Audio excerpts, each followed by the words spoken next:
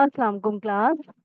In this lecture, we will complete problem number 11.9a. It is a very comprehensive problem in which we will learn to prepare stockholder equity section if we have common stock as well as we have cumulative preferred stock, and we have transactions that are related with the treasury stock as well as stock split. So let's begin. Uh, from the book Financial and Managerial Accounting, written by William Thaka Bettner.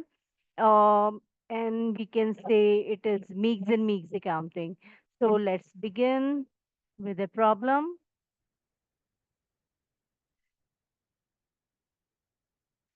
The company was formed with the authorization to issue. So these are authorized shares, 200,000 shares of $10 par value common share and 30,000 shares of $100 par cumulative preferred share. So these are authorized shares, and during 2007, all the preferred stock were issued. So preferred stock were 30,000 shares. So all it were issued at par, and 120,000 shares were issued of common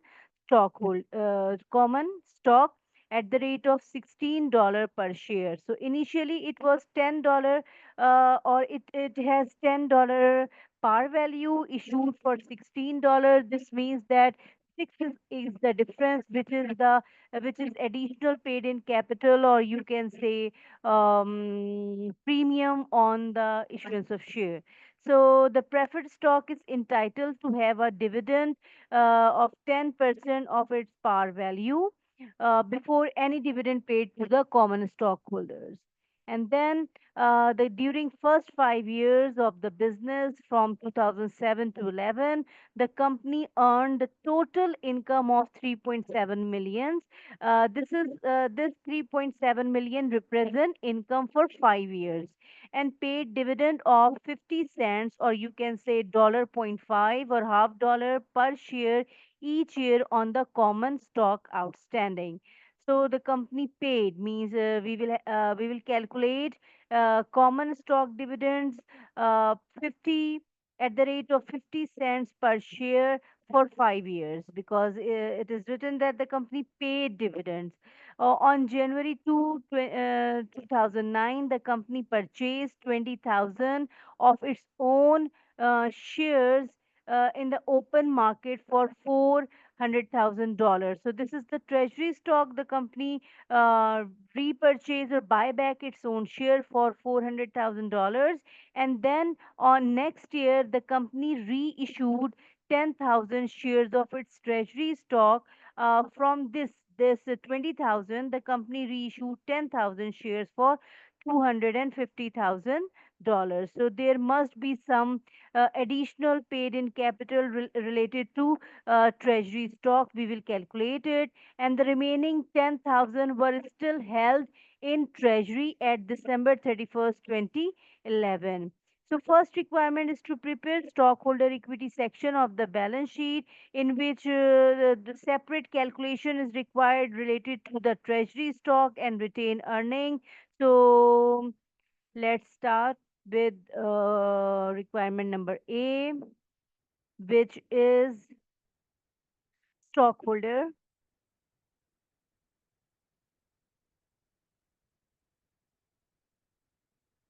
stockholders equity section. First of all, we have common stock. So common stock, and the total number of shares. um, we are preparing, remember, we are preparing it on December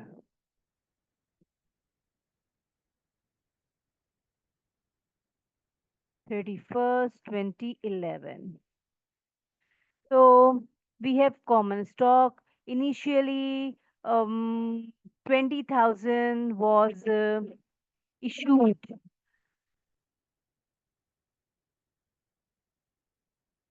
So 120,000 shares at the rate par value, was 10. So $10. So amount would be, here you can see, uh, 120,000 shares multiply by 10. So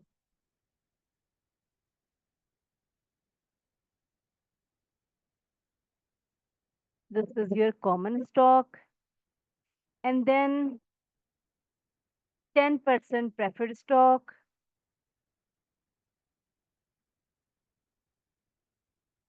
which is how many shares? All of the preferred means 30,000 shares at the rate $100 was the par value. This one you can see. So issued at par value. So 30,000 multiply by $100. So this is the par value of preferred stock. Then we have additional paid in capital related to common stock. So it was issued at $16. So $6 is the premium. So 120,000 shares multiplied by $6. So $720,000 is additional paid in capital on common stock. Then we have additional paid in capital on treasury stock. So in treasury stock, how we are going to calculate it? Additional paid in capital on treasury stock. You can see we have issued treasury stock here. Here it is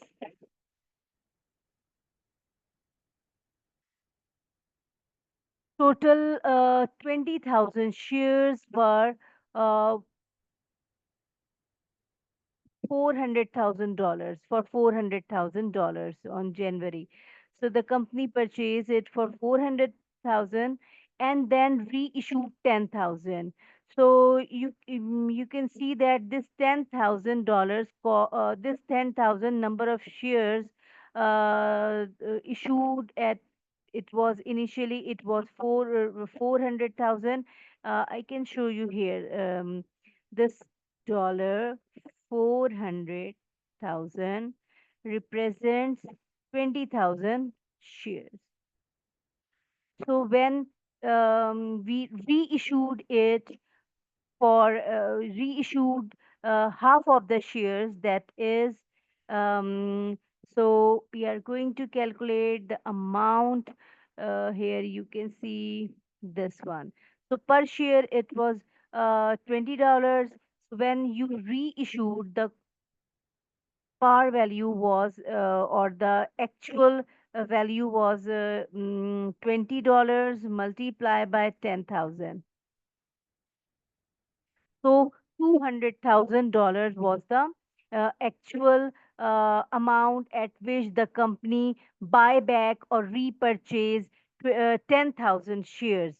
So when the company issued it for 250,000, so the difference between 250 and 200,000 dollar is 50,000. So this 50,000 represents basically um, the additional paid in capital on treasury stock, and this is related to this $10,000 that was reissued. So then when we add all of these, we get total paid in capital. So total paid in capital is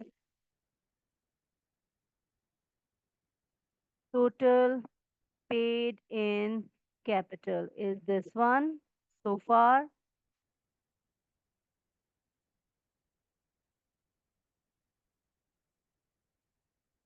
Then next, what we are going to do is to add retained earnings, but Retained earnings is not given. We will have to calculate retained earnings.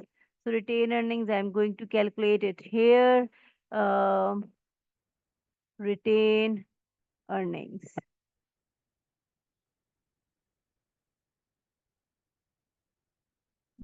So in retained earnings, we have, you can see that net income for the 5 years, net income from, I can show you from the questions here. This para is exclusively related with the retained earnings or net income. You can see that net income from um, 2007 to 2011 is 37,100,000. So this is 3.7 million. Then we first is to deduct preference dividend from this income. So we will deduct less uh, less dividends on preference shares or preferred stock, shares or preferred stock. So total amount of preference share is 3 million, and the dividend announced is 10% because this is the 10%. So 3 million into 10% into 5.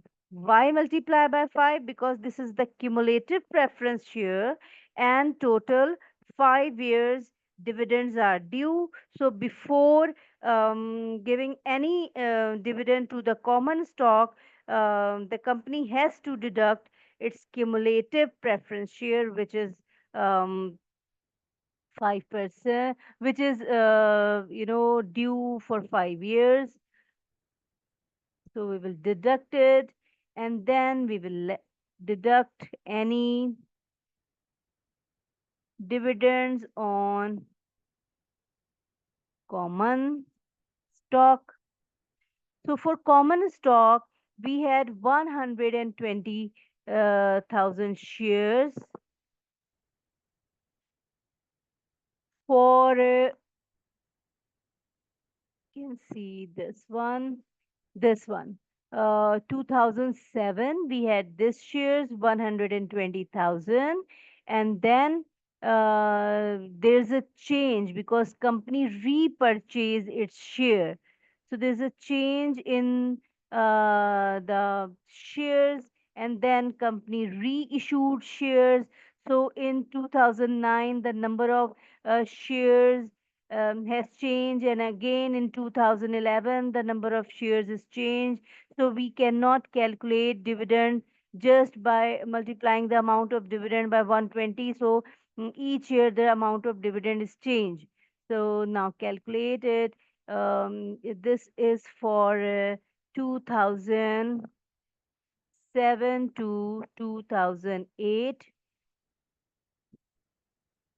From 2007 to 2008. So 120,000 shares, and the dividends were issued.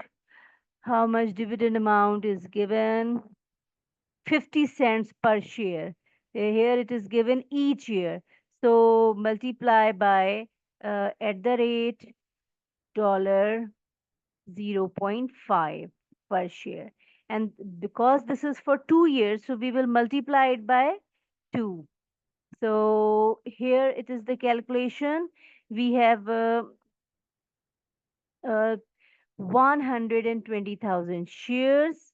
The dividend is 0.5, or you can say 50 cents, but this is for 2 years, so we will multiply it by 2. Uh, yes, so 120,000 is the dividend for 2007 and 2008. And then because in 2011 2009 the company buy back shares, So this 20,000 will not be included in the number of shares issued. So the shares decreases from 120 to 100,000 shares, and the dividend rate is same, which is dollar 0.5 and 0.5, and this is for 2009. So now I'm going to calculate it. Dividend amount is 100,000 multiplied by amount of dividend, which is zero point 0.5, and then multiplied by 1, or if we multiply it, or because the we multiplied by 2. Why? Because the new change is in 2011. So this is for 2000. Um, this is for 2009 to 2010. 2010, and at last the company reissued 10,000 shares. So now this 100,000 is increased by 10,000 in 2011, and this become 110,000 shares at the rate one share. Dividend is zero point 0.5, and this is for 1 year, so there's no need to multiply it by anything, and this is for 2011. So the amount of dividend is 110,000 shares multiplied by dividend is $0.50 per share. So this is the dividend. So the retained earning closing balance, retained earnings at December 31st, 2011 would be, now we are calculating the final amount of dividends, which is which is $1,925,000. So here it is the calculation of dividends, retained earnings. So retained earnings is 1925,000. So we add retained earnings with total paid in capital in order to get total stockholders equity. But one adjustment is remaining, because in 2011 we have 10,000 shares in treasury stock. So we will deduct this amount as well. So it is just you can say it is just a subtotal, and here one adjustment is required. We deduct treasury stock. So here we have a subtotal.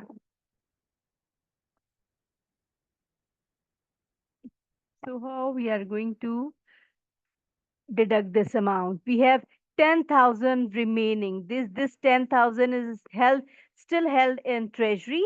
So this 10,000 shares multiply by, we have calculated amount of treasury, this one shares amount, which multiply by 20. It was 20.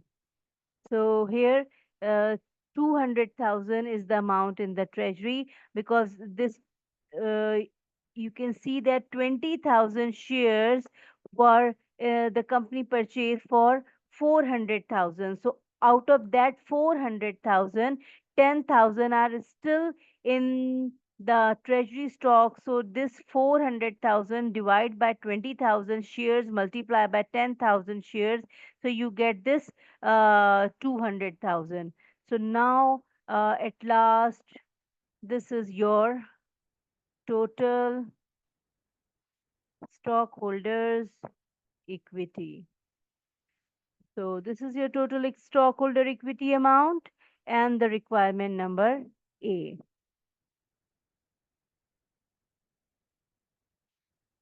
And Requirement number B, as of December 31st, compute the book value per share of common stock.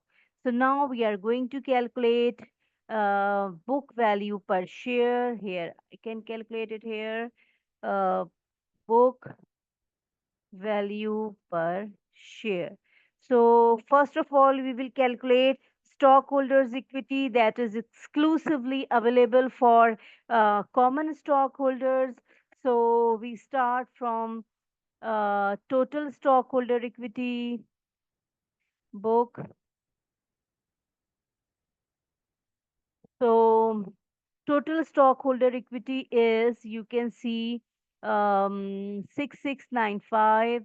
So here we have total stockholders $6,695,000, and we will deduct from here the preferred stock, which is $3 million. So let me check it whether it is $3 million or not. Here you can say this one. So it is, we will deduct it $3 million. So $3 million. So we will get total stockholder equity that is available for the common stockholders, and we will divide it by total number of shares outstanding on 2011. So on 2011, total number of shares outstanding are 110,000. So 110,000 we will divide it by.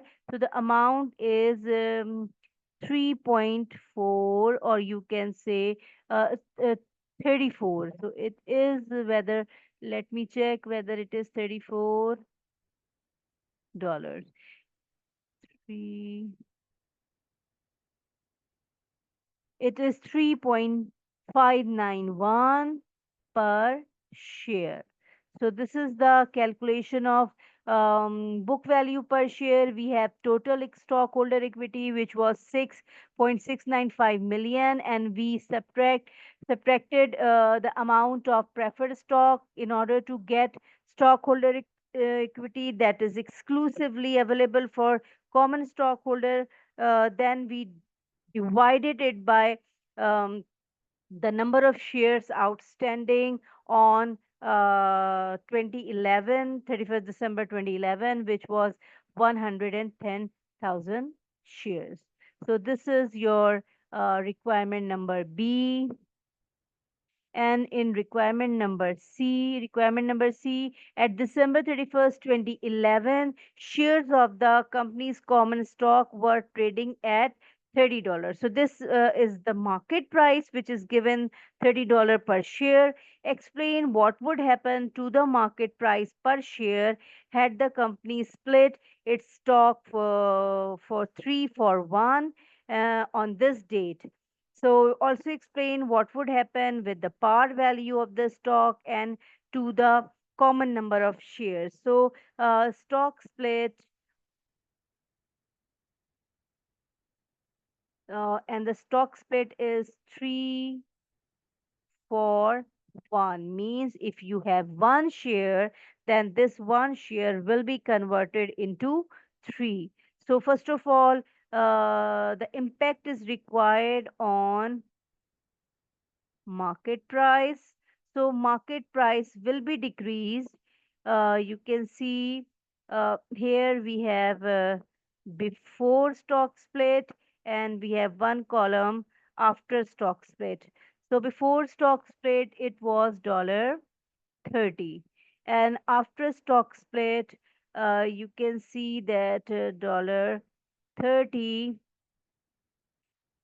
will be divided by 3. So the market price will be $10 per share.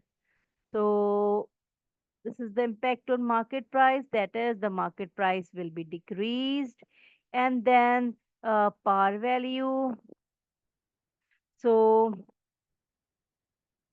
Par value initially it was, you can check it, initially it was $10. So it is dollar 10, and after that this dollar 10 is going to be divided by 3. 10 divided by 3, so it is dollar 3.333. So par value will also be decreased. And then number of shares, number of shares. So initially, number of shares was, you can see here, it is 110, 110,000 shares. Initially, it is 110,000 shares. So it will increase because your one share is now converted into three shares. So we are going to multiply 110 by 3. So here these are the number of shares. So number of shares is also required. So that's it. Here it is the impact of stock split. And these are the market price, par value, and number of shares before split and after split.